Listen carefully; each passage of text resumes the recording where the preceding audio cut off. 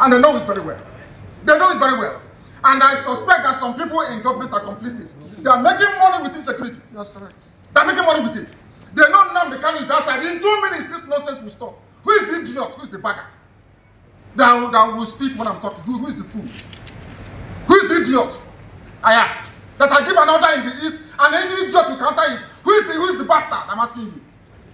So, sir, nobody can. Sir, are you against? I'm Nnamdi Kanu. No. Who is the idiot?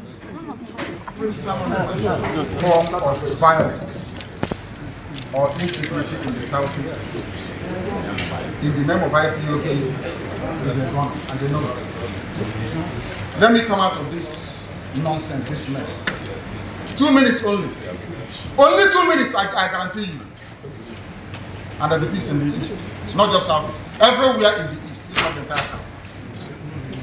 Huh?